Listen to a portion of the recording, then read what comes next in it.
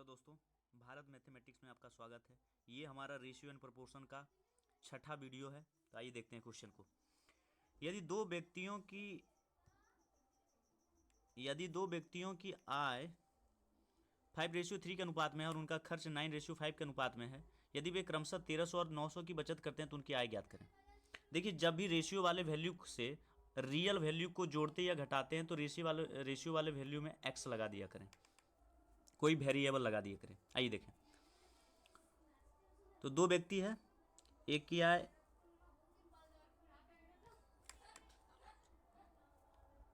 आय 5 है तो 5x मान लेते हैं, और दूसरे की आय 3 है तो 3x मान लेते हैं।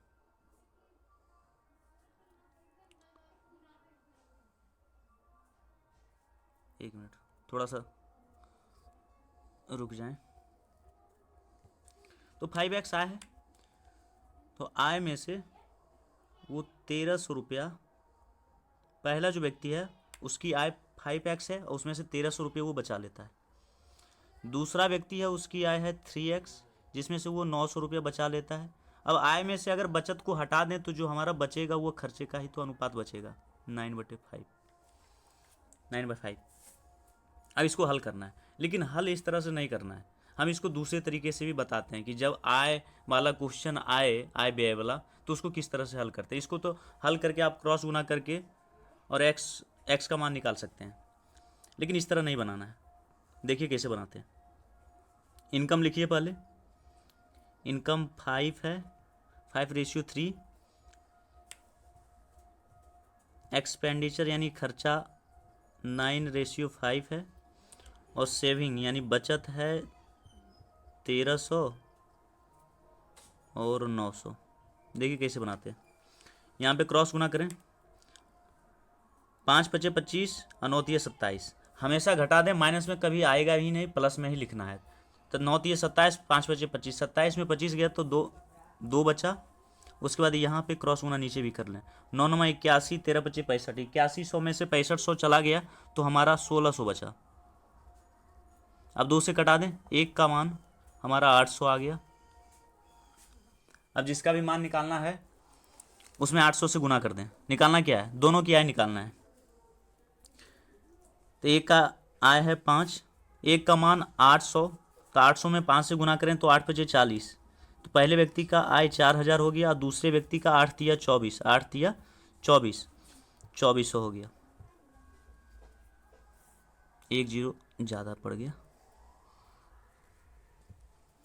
तो ये हमारा आंसर हो गया 4000 और 2400, ऑप्शन नंबर ए। अगला क्वेश्चन देखेंगे। अगला क्वेश्चन भी यही क्वेश्चन है, कोई अलग नहीं है। आइए इसको सॉल्व करते हैं। इनकम दे रखा है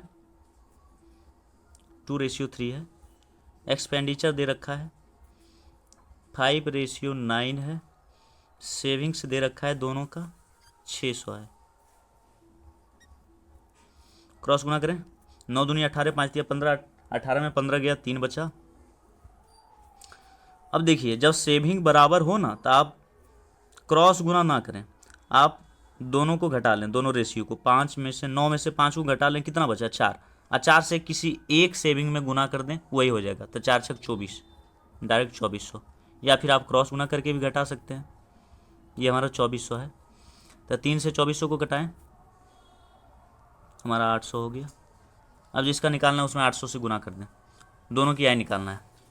तो पहले व्यक्ति का आय है 2, एक का मान 8 तो 2 का मान 16, और 8 × 3 = 24, ये 1600 और ये 2400, ये हमारा आंसर हो गया, ऑप्शन नंबर सी। आइए अगला क्वेश्चन देखते हैं। अगला क्वेश्चन में कह रहा है, पहली श्रेणी और दूसरी श्रेणी के किरायों का अनुपात 3:1 है, और पहली श्रेणी और दूसरी श्रेणी में सफ़र कर रहे यात्रियों का अनुपात 1:50 है। यदि एक विशेष दिन 1325 का कुल किराया वसूला गया तो दूसरी श्रेणी से वसूल किया गया कुल किराया ज्ञात करना है आपको। फर्स्ट क्लास और सेकंड क्लास, मान लें आप एक ट्रेन में सफ़र कर रहे हैं, किराया यानी फेयर्स बोल सकते हैं, ऐप से किराया हो गया एफ से किराया लिख देते हैं हिंदी में। ये किराया हो गया। किराए का अनुपात कितना है? 3:1 है। फर्स्ट क्लास में जो है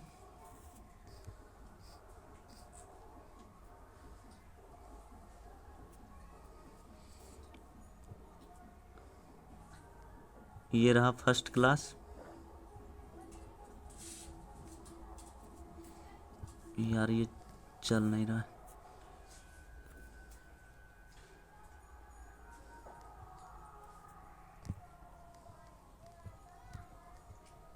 ये फर्स्ट क्लास हो गया और दूसरा सेकंड क्लास हो गया।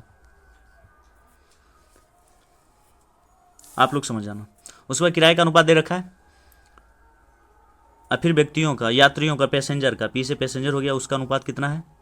1:50 है। अब एक पैसेंजर है, किराया 3 रुपया है, तो टोटल 3 रुपया हो गया। इधर 1 रुपया किराया है, टोटल 50 पैसेंजर है, तो टोटल 50 रुपये किराया। टोटल किराया कितना हो गया? 53 हो गया। असल में कितना है? 1325 है। 53 से कटा दें, 53 दूनी 106 बच गया आपका 24 25 26 बच गया। 265 बचा, 5 बार में कट जाएगा पूरा। एक का मान 25 आ गया, जिसका निकालना उसे 25 से गुना कर दें। आपको निकालना है दूसरी श्रेणी, सेकेंड क्लास। ये वाला दूसरी श्रेणी है, 50 से 25 में गुना कर दें, निकल जाएगा आपका। तो 25 आया एक का मान, और निकालना है 50 का मान। गुना कर दें, 25 25 125, 1 0 बैठा दें। ये हमारा आंसर हो गया। एक का मान 25 आया था, हमको निकालना था इसका, ये निकालना था 50 वाला, सेकंड क्लास वाला। तो 50 से हमने गुना कर दिया। Option number A. अगला क्वेश्चन देखेंगे हम लोग। पी क्यू आर का अनुपात दे रखा है आपको। पी क्यू आर का अनुपात दे रखा है 1:2:4। आपको निकालना है √5 p² प्लस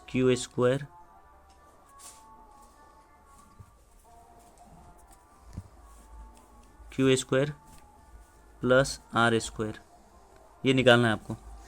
अच्छा, जब यहाँ पे देखिए p² रहता है, गुना करना पड़ेगा p गुना p, और जब भी रेशियो को गुना करें तो उसमें x लगा दिया करें।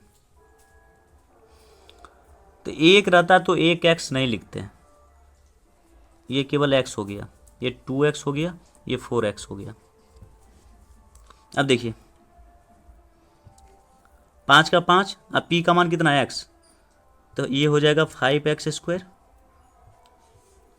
फिर आपका q², q कितना है? 2x, 2x का स्क्वायर करेंगे तो 4x² हो जाएगा। r कितना है? r है 4x, इसका स्क्वायर करेंगे 16x² हो जाएगा। सभी को जोड़ दें, 5 और 9, 16 9 25, 25x²। इसका वर्गमूल निकालेंगे तो 5x आएगा। 5 का 5, x का मान क्या है यहाँ पे देख लें, p है, p रख दें। 5p हमारा आंसर हो गया, ऑप्शन नंबर सी। अगला क्वेश्चन देखेंगे हम लोग। मध्य अनुपातिक आपको निकालना है, मीन प्रोपोर्शन निकालना है। आपको पता है मीन प्रोपोर्शन निकालने के लिए हमने क्या बताया था? जो संख्याएं दे रखी हों उसका अंडर रूट निकाल दें, बस वही मीन प्रोपोर्शन होता है। तो पहले क्या क्या संख्याएं दे रखी हैं? एक संख्या है आपका है 3 + √2, और दूसरी संख्या आपको दे रखा है 12 - √32। 12 को हम 4 × 3 लिख सकते हैं। 32 का मतलब 16 × 2, 16 का वर्गमूल 4 निकलता है, 2 का नहीं, तो उसको अंदर ही छोड़ दें। अब दोनों में क्या कॉमन है? 4 कॉमन है, 4 को कॉमन कर लें, अंदर में बच गया 3 - √2।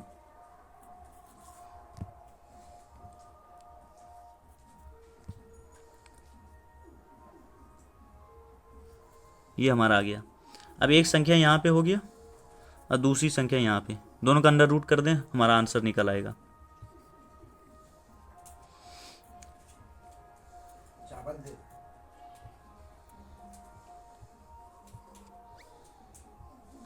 ये एक संख्या हो गई, दूसरी संख्या भी लिख लेते हैं। 4 का वर्गमूल 2 बाहर निकाल दिए। अब अंदर में a - b × a + b पर तोड़ दें। a² 3 × 9 - b² 2, तो हमारा आंसर क्या हो गया? 2√7। ये हमारा आंसर हो गया, ऑप्शन नंबर बी। अगला क्वेश्चन देखेंगे हम लोग।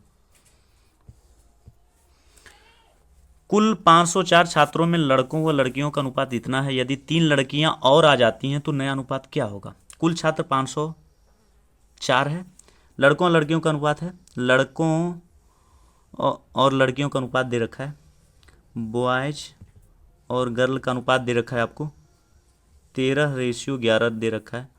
टोटल को जोड़ दें तो हमारा कितना आ जाएगा, 24 आ जाएगा। असल में कितना है 504, 24 से कटाएं, 24 दूनी 48, 24 एकम 24, एक का मान 21 आ गया। 21 गुना 13 करें, इसमें 21 से गुना करें तो हमारा कितना हो जाएगा, 21 दहें 210 और 63, 273 हो गया। उसके बाद 21 गुना 11, 231। इतना लड़का और इतनी 273 लड़के हैं और 231 लड़कियां हैं। अब 3 लड़कियां और आ जाती हैं, लड़कियों में 3 और ऐड कर दें तो लड़का तो 273 का 273 ही रहेगा, लेकिन लड़कियां 234 हो जाएंगी। अब इसको कटा दें, 13 से कट जाएगा, 13 दूनी 26, 13 एकम 13, 13 एकम 13, 13 8 104, 3 7 21, 3 6 18, 7:6। ये हमारा आंसर हो गया, ऑप्शन नंबर ए। अगला क्वेश्चन देखेंगे हम लोग। एक पार्टी में महिलाओं और पुरुषों का अनुपात दे रखा है, फीमेल और मेल का अनुपात दे रखा है आपको 3:2 है। यदि 20 और पुरुष आ जाते हैं तो अनुपात 2:3 हो जाता है। 20 पुरुष और आ जाता है, पुरुष ये है मेल। अच्छा, बढ़ जो रहा है वो केवल पुरुष ही आ रहा है, महिलाएं तो पहले जितना थी अब भी उतना ही है। तो महिलाओं की संख्या सेम कर दें, क्योंकि महिलाएं ना तो आ रही हैं ना ही जा रही हैं, पुरुष केवल आ रहे हैं, तो महिलाओं की संख्या तो बराबर ही रहेंगी। तो महिलाओं की संख्या को बराबर कर दें। महिलाएं यहाँ पे 2 है, बराबर करने के लिए यहाँ पे 2 है, उसको ऊपर में गुना कर दें, और यहाँ पे जो 3 है ऊपर में उसको नीचे गुना कर दें। हमारा नया रेशियो क्या आ गया, 3 दूनी 6, 2 दूनी 4, यहाँ पे 3 दूनी 6, 3 3 9। अब देखिए महिलाओं की संख्या, महिलाएं तो बढ़ नहीं रही हैं ना ही घट रही हैं, तो देखिए अब बराबर हो गया। अब पहले पुरुष 4 था, अब 9 हो गया, कितना बढ़ गया, 5 बढ़ गया। नीचे लिख देते हैं, 4 से 9 हुआ, 5 बढ़ गया। असल में कितना बढ़ा है, 20 बढ़ा है। कितना गुना बढ़ा है, 4 गुना।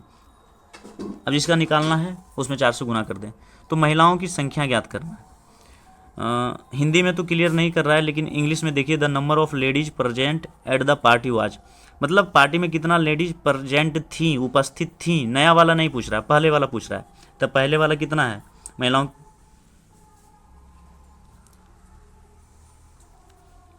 अच्छा दोनों जगह तो सेम ही है, दोनों जगह सॉरी, महिलाएं तो बढ़ नहीं रही हैं, तो दोनों जगह तो सेम है, किसी से भी आप निकाल सकते हैं। तो 4 से गुना कर दें आप, तो 6 चौक 24 हो गया। 6 था ना, 1 का मान 4, तो 6 का मान 6 चौक 24, 24 हमारा आंसर हो गया, ऑप्शन नंबर सी। आइए अगला क्वेश्चन देखते हैं।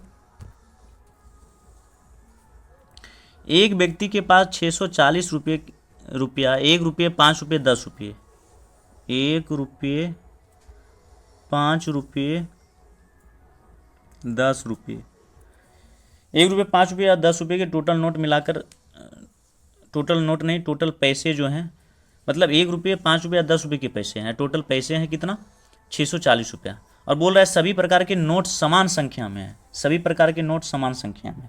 इसका मतलब ये है, जब भी बोले समान संख्या में तो उसका रेशियो जो होगा वो 1:1:1 होगा, तभी तो समान होगा ना। समान संख्या को अगर रेशियो में लिखें तो 1:1:1 लिखेंगे। तो बोलना है, निकालना है आपको कि कुल नोटों की संख्या आपको ज्ञात करना है। सभी प्रकार के नोट समान हैं, इसका मतलब ये है कि 1 रुपया के 1 नोट रहेगा तो कितना रुपया होगा, 1 ही रुपया होगा। प्लस करें फिर 5 रुपया का 1 नोट 5 रुपया हुआ, 10 रुपया का 1 नोट 10 रुपया हुआ। टोटल रुपया कितना हो गया हमारा, टोटल रुपया हमारा हो गया 16। असल में कितना, 640, कितना गुना, 40 गुना। अब निकालना क्या है, कुल नोटों की संख्या। यहाँ पे देखिए कितने नोट हैं, 3 नोट है ना, 1 का मान 40 तो 3 का मान 120। ये हमारा आंसर हो गया, ऑप्शन नंबर बी। आप इसको 2 से 3 बार देखिएगा इस क्वेश्चन को, सॉल्यूशन को, तो आपको समझ में आ जाएगा। अगला क्वेश्चन देखते हैं।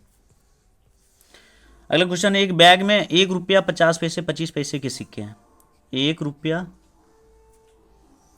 50 पैसे और 25 पैसे के सिक्के हैं। कुल सिक्के 175 हैं। उन सभी प्रकार के सिक्कों की राशि बराबर है। उन सभी प्रकार के सिक्कों की राशि बराबर है। सिक्कों की राशि बराबर का मतलब ये है कि अगर, क्या बोल रहा है, उन सभी प्रकार के सिक्कों की राशि जो है बराबर है, यानी कि सब रेशियो के अनुसार से देखें तो मान लें कि सब 1-1 रुपया ही है। कुल राशि बराबर है मतलब सब बराबर बराबर राशि ही बना रहा है। और जब भी बराबर राशि बोले आप 1:1:1 लें। अब अगर 1 रुपया का एक राशि है तो उसकी संख्या एक ही होगा। 50 पैसे का कितना सिक्का लें कि 1 रुपया बन जाए हमारा? 50 पैसे का 1 रुपया का कितना सिक्का लें कि 1 रुपया बन जाएगा? तो एक सिक्का हमने लिया। 50 पैसे का कितना सिक्का लें कि 1 रुपया बन जाएगा? 2 सिक्का लेना पड़ेगा। 25 पैसे का कितना सिक्का लें कि 1 रुपया बन जाएगा? 4 सिक्का लेना पड़ेगा। टोटल कितना सिक्का हो गया हमारा? 4 2 6 1 7 सिक्का हो गया। और 7 का मान यहाँ पे दे रखा है 175 सिक्का है। 7 से कटा दें, 7 दूनी 14, 7 पचे 35। एक का मान 25 आ गया। अब जिसका मान निकालना है उसमें 25 से गुना कर दें। बैग में कुल धन यहाँ पे देखिए कितना है? 3 में 25 से गुना कर दें, 75। याद रखिए ये सिक्कों की संख्या है, कुल धन यहाँ पे है। 1 रुपया वाला भी एक ही सिक्का था, 1 रुपया बना तो टोटल धन हो गया था 1 रुपया। 50 पैसे का 2 सिक्का था, 1 रुपया बनाया था। अब 25 पैसे के 4 सिक्के थे, 1 रुपया। अब बोल भी रहा था कि राशि बराबर होना चाहिए, सभी प्रकार के सिक्कों से जो राशि बन रहा है वो बराबर होना चाहिए, इसलिए हमने 1-1-1 सबसे 1-1 रुपया ही बन रहा था। अब सिक्के तो अलग अलग होंगे ना, 50 पैसे के 2 सिक्के रहेंगे तभी तो 1 रुपया बनेगा। 25 पैसे के 4 सिक्के रहेंगे तब 1 रुपया बनेगा। 1 रुपये के 1 सिक्के होंगे तो सिक्के अलग अलग लेकिन राशि सबका बराबर है। 3 रुपया राशि में रेशियो के अनुसार से, असल में 1 का मान 25 तो 3 का मान 75। बढ़ते हैं आगे। ABC का मान दे रखा है आपको रेशियो में 2, 3 और 4 है। और एक चीज़ और दे रखा है आपको 2A - 3B + 4C = 33। आप मान रखिए तो A, B और C का मान रखिए कितना होता है। A का मान 2 है तो ये 2 दूनी 4, B का मान 3, 3 3 9 और प्लस 4 चौक 16,